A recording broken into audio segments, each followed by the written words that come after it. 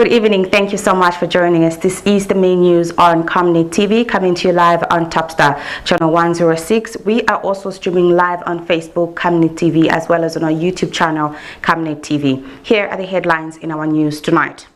Bill 7 to proceed to PARLEY, even if OASIS Forum disagrees with PROCESS-UPND.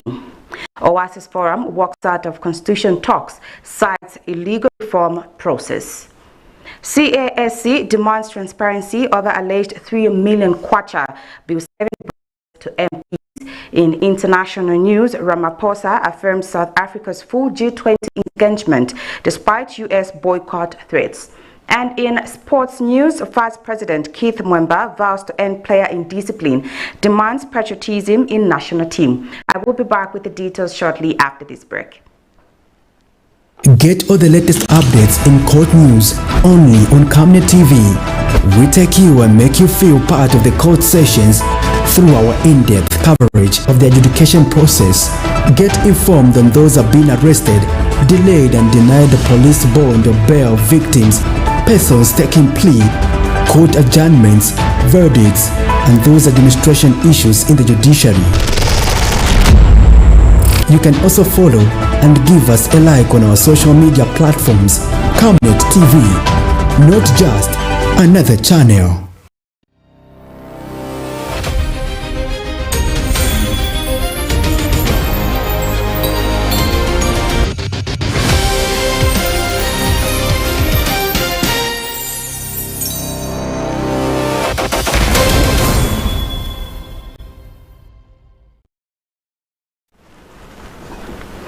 With the news in detail, my name is Sylvia Zulu. The United Party for National Development, UPND, has accused some critics of deliberately misleading the public about the contents of Constitution Amendment Bill number 7, warning that false claims risk turning a national governance process into a political confrontation. The party says many citizens dismissing the Bill 7 have not fully understood it, while others with influence are intentionally spreading misinformation that creates confusion among ordinary people who demand on their leaders for accurate guidance. UPND Media Director Maximue says the bill will proceed to Parliament with or without the OASIS Forum. He said the OASIS Forum, during its engagement with the President, was challenged to debate the bill but could not do so as they wanted a complete withdrawal of the bill. So, I should mention, friends, in conclusion that there is nothing to fear. The content is known. You are not going to have contents that are strange.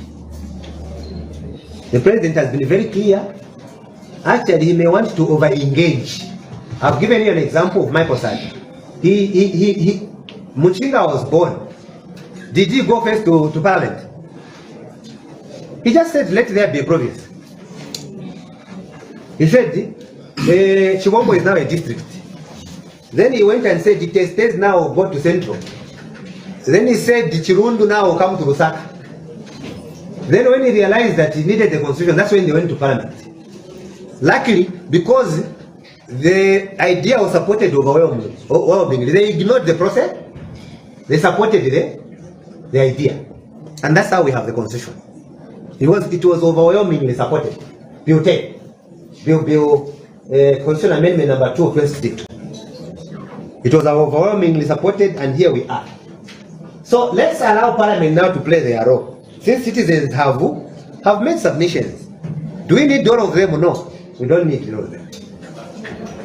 So where we are, I can even give some guesswork. I have told you, with or without OASIS, it will land in Parliament. That's the implication. So the idea of the President extending an olive branch is that they should have taken advantage to debate the content. All he wants is demonstrate to us what is wrong with the content. They don't want to debate the content. They are saying, we just want you to withdraw. What kind of thinking is that?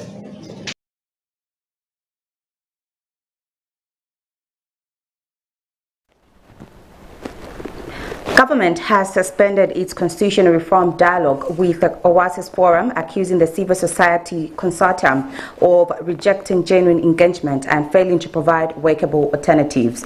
The suspension follows a scheduled meeting held earlier today, led by Attorney General Mulilo Kabesha, as part of ongoing national consultations on proposed constitutional amendments. Information and Media Minister and Government spokesperson Cornelius Mwetwa says the talks collapsed after it became clear that the OASIS Forum was not prepared to participate constructively. He said the forum submitted a letter dated 29 November 2025 indicating its unwillingness to proceed with meaningful dialogue, a position that mirrored their earlier stance during the State House meeting chaired by President Hakainde Hichilema on Friday. Government argued that the forum attended the meeting with a fixed position and without an open-minded approach required to build consensus. Mr. Mwetwa stated that the forum did not identify specific contentious clauses in the reform proposals nor offer alternative suggestions, inciting that effective dialogue requires both sides to present clear solutions rather than broad objections. Meanwhile, the OASIS Forum has also withdrawn from dialogue on the constitutional amendment process, accusing the government of persisting with what it describes as an illegal and flawed Bill 7. OASIS Forum chairperson Beauty Katebe says the forum formally communicated its stance to the president after realizing that the government remained adamant on continuing the process despite legal and procedural concerns. She says several reasons were listed for its withdrawal, including the alleged illegality of Bill 7, which the Constitutional Court had previously declared a nullity due to insufficient public consultations. The forum also cited the lack of a legal framework to ensure independence and accountability of the technical committee tasked with reviewing the bill, restrictive terms of reference limiting public input, and the government's failure to formally withdraw the controversial legislation. She adds that trying the amendment process to the 2026 general elections further undermined inclusivity and national consensus. The dialogue on the constitutional reforms has failed.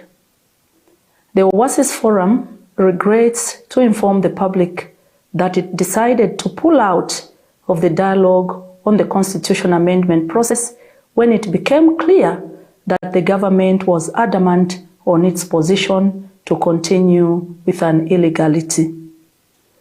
It is for this reason that on the 29th November 2025, following its sitting, the OASIS Forum wrote to the Republican President on its principled stance on the matter, which later was delivered to the smaller team representing government on the 30th of November 2025.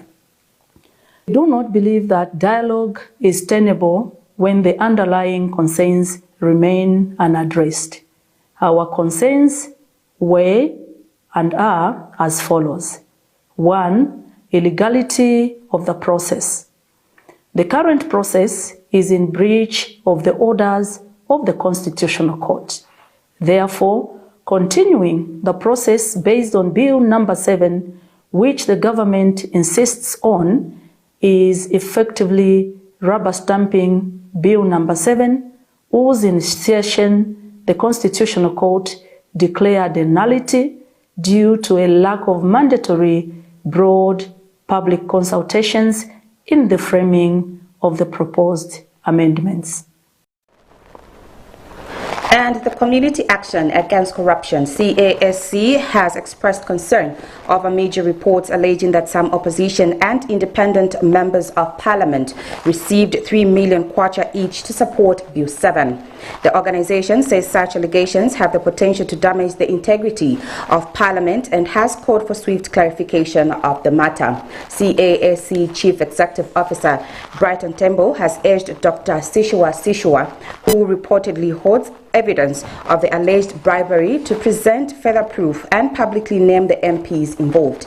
He says this would allow those accused to defend themselves and set the record straight regarding what he described as an unprecedented scandal.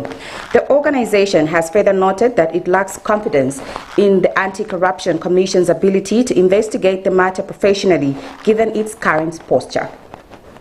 organization, we are very much concerned and saddened by media reports stating that some opposition members of parliament and independent members of parliament have accepted a bribe of 3 million kwacha each in order to support Bill 7 when it is tabled in parliament.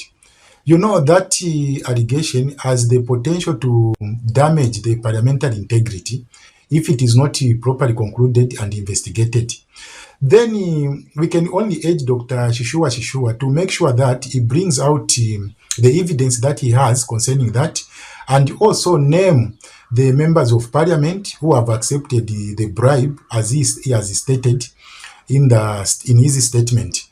And to the members of parliament, we can only urge them to make sure that they clearly state their position on this matter, because it is within their rights either to vote for a bill or not voting for a particular bill, Bill 7 included.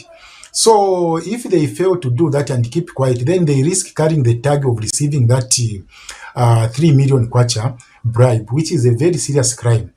Then we cannot say the Anti-Corruption Commission should investigate this matter, because we do not have the confidence and that belief to say the Anti-Corruption Commission can investigate this matter in a very professional manner, looking at their current posture. The National Action for Quality Education in Zambia, NACAAC, has expressed concern over the government's delay in recruiting the 2,000 teachers allocated in the 2025 national budget. With only a month left before the year ends, the organization says no visible steps have been taken to begin the recruitment process, despite the approval and accept of the budget by Parliament. NACAAC's Executive Director Aaron Chansa says it is troubling that government has not commenced the hiring of teachers, describing the inaction as a risk to public confidence.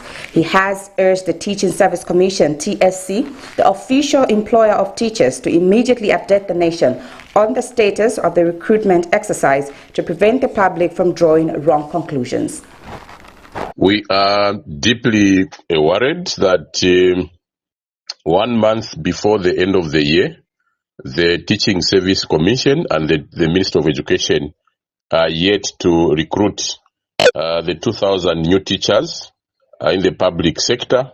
In the 2025 national budget, there is money for recruiting this number, but it is shocking that up to now, the teaching service has not yet even begun the process of recruiting these teachers. We want to strongly appeal to the government to quickly update the nation about this undertaking before the public can begin to make wrong conclusions. We need these teachers recruited as per the national budget, so that they can go and beef up the teaching levels, the staffing levels that are in schools, especially the rural areas. Currently, the public schooling sector requires more than 70,000 teachers, and therefore this recruitment process is very critical. We need to recruit these teachers before the end of the year. Otherwise, the teacher-pupil ratios will continue to be pathetic and affecting the way that education is delivered in our classes. So we want to appeal to the government to make sure that an update is made and quickly begin the process of recruiting this critical human resource. The Jesuit Center for Theological Reflection, JCTR, has warned that energy poverty is now a major driver of Zambia's escalating cost of living crisis after the Basic Needs and Nutrition Basket, BNNB, for a family of 5 in Lusaka rose to 11,079 kwacha 13 ngwe in November from 10,834 kwacha 18 ngwe in October. The increase is largely attributed to higher prices of essential non-food items, particularly charcoal, whose cost increased from 556 kwacha 33 ngwe to 633 kwacha 33 ngwe for a 90 kg bag. JCTR Social and Economic Development Program Officer Ms. Lukwesa Msonda says the surge in charcoal prices is being fueled by the onset of the rainy season and the country's prolonged power shortages, with households now receiving only about 3 hours of electricity daily under Stage 11 load management.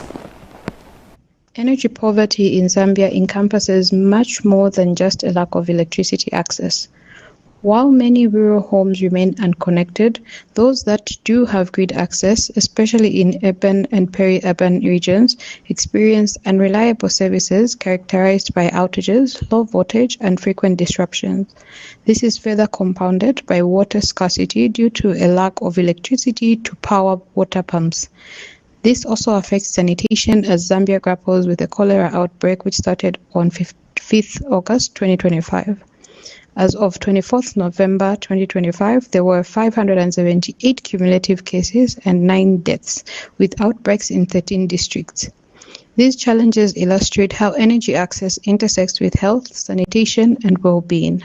They also highlight the principles of common good and solidarity, affirming that essential services must function in ways that safeguard community welfare. Additionally, charcoal continues to be the primary cooking fuel, largely due to the lack of affordability and inaccessibility of clean alternatives. As energy supply becomes increasingly unstable and viable options remain scarce, forcing households to struggle for consistent and affordable energy, this raises living costs and negatively impacts nutrition, health, and general well-being. The November 20 BNNB report illustrates how the increasing prices of charcoal worsen the financial difficulties faced by already vulnerable households, underscoring the need for solidarity with those most affected. The Jesuit Center for Theological Reflection therefore makes the following recommendations. First, to accelerate and diversify access to affordable clean cooking solutions. Government and partners should expand targeted financing mechanisms for low-income households.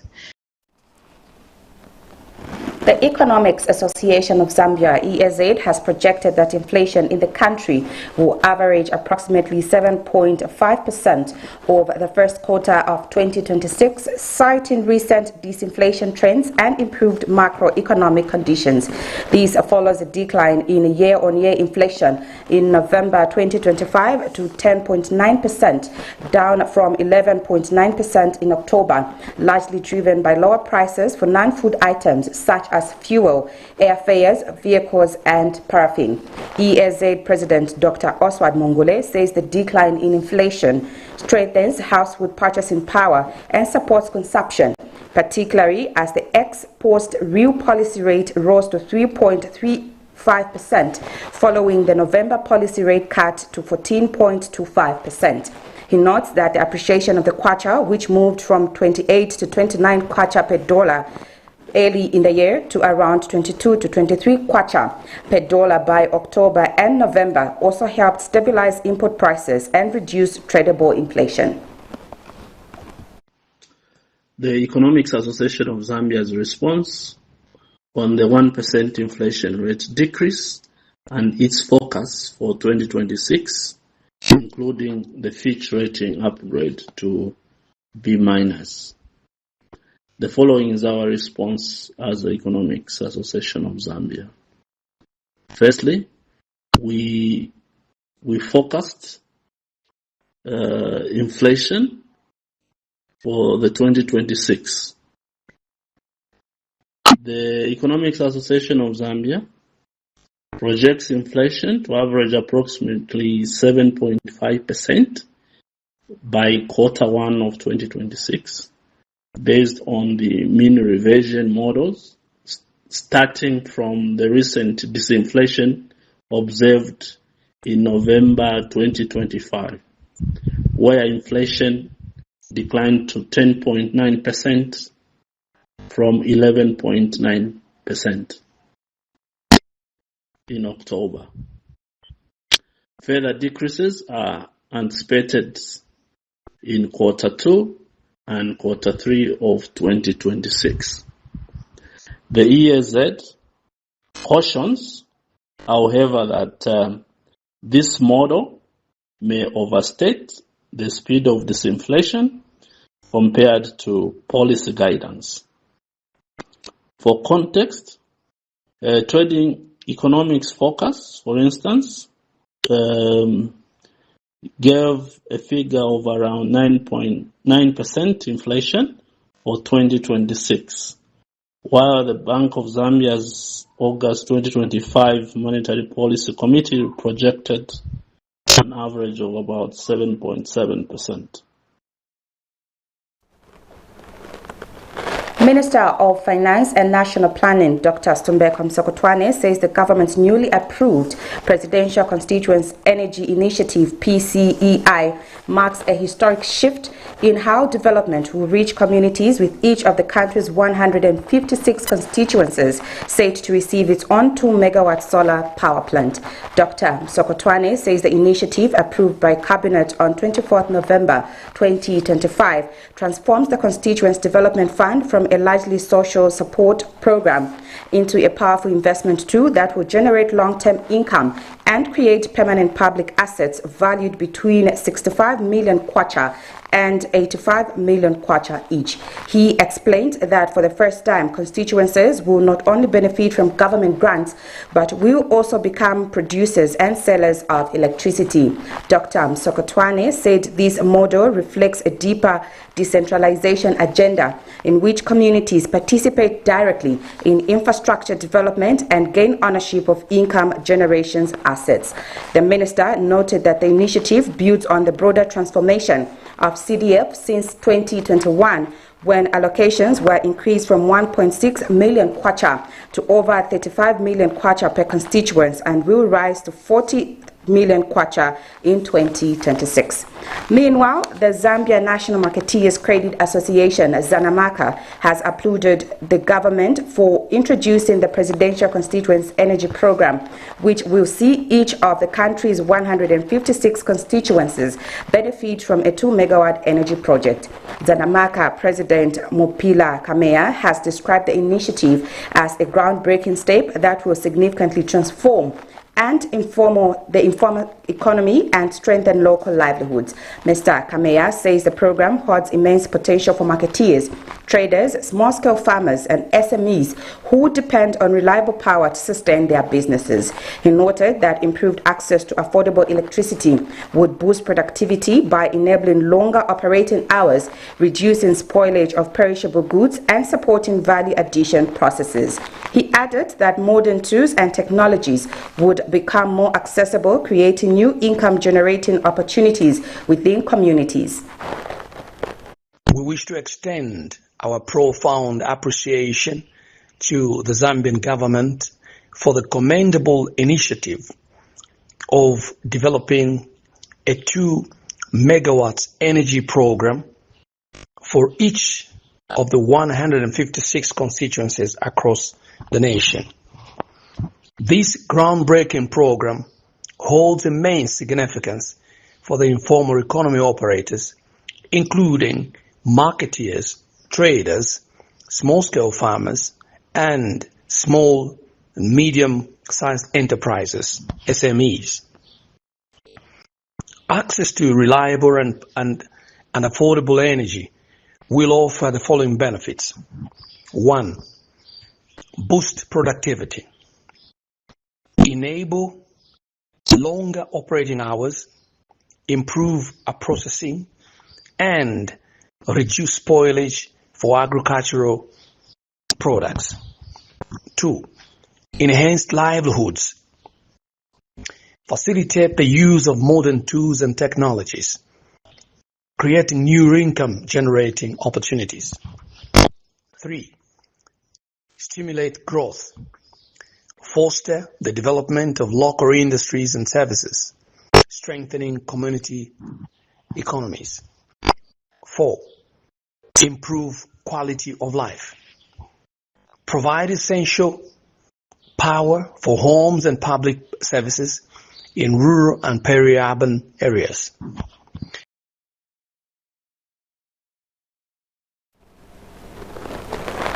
You're watching the main news on Camnet TV. We now take a set of commercials. I will be back with some international stories as well as sports news. Keep watching. Every Monday to Thursday afternoon, join us for the Lunchtime Cafe. We get to bring to you emerging stories making the headlines. midday news, and we remind you of what political leaders and governance actors said back in the days. In Forgotten Stories, we emphasize to you the importance of eating healthy foods and leading healthy lifestyles on the Nutrition Corner. Get the latest updates in sports and critical interviews. Because we value your contribution to national matters, we accord you an opportunity to share your perspectives during the viewers' reactions. The Camnet TV Lunchtime Cafe is an all-inclusive buffet. Camnet TV, not just another channel.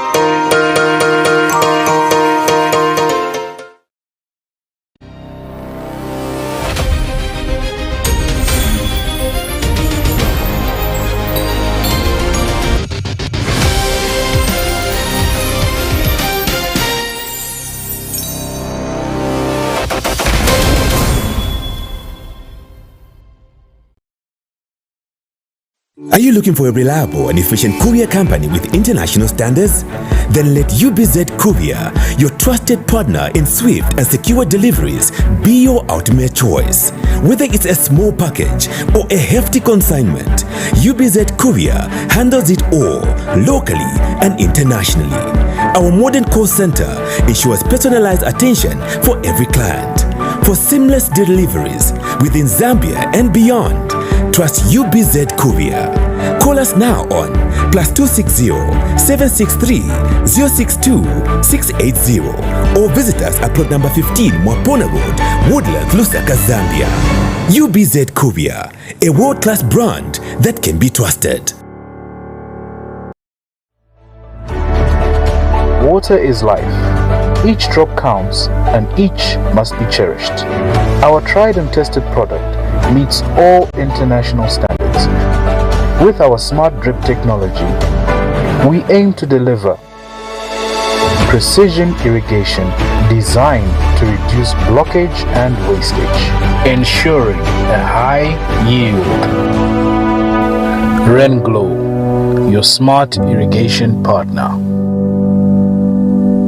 From time immemorial, we have had different types of lighting options, from those that can burn down our investments in minutes to those that dig holes in our pockets due to constant replacement and huge consumption of our ZESCO units. Savenda Electric introduces the new and advanced electric bulb with cutting-edge technology of LED that has low power consumption, gives out bright white light, and lasts up to 25,000 hours. Savenda Electric manufactures all types of LED light, like plastic LED fluorescent tubes, down lights, ceiling lights, outdoor fittings, and solar street lights made to customer specifications. Let's live on the bright side of life by choosing the wide range of Savenda electric lighting solutions that are available in all leading stores and supermarkets countrywide. For orders, call 0962 642 490 or email jnbunda@savenda.com or pchabula@savenda.com. Enjoy the benefits of an instant loan with us ranging from 1,000 kwacha to 750,000 kwacha paid express once collateral is viewed, valued and verified. Call us on 0763 595 359 or 0779 432 993. Classified Financial Express, here as your financial friend.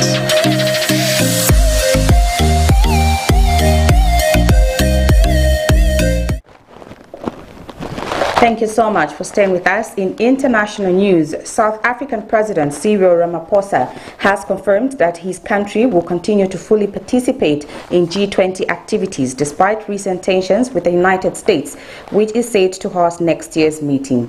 The president spoke in a televised address on Sunday, 30th November, following South Africa's chairing of the G20 Leaders Summit last week, which Washington chose to boycott. Ramaphosa said that statements by U.S. President Donald Trump suggesting South Africa would not be invited to the 2026 G20 meetings were based on misinformation, including chants of White House genocide and land convocation. He stressed that South Africa is a founding member of the G20 and will remain an active, constructive participant in the forum regardless of Washington's stance. The South African leader described the U.S. absence from this year's summit as regrettable and attributed it to a campaign of disinformation by individuals and groups both domestically and internationally. Here is a roundup of international news stories. South African President Cyril Ramaphosa stated on Sunday that his country will remain fully engaged in G20 activities despite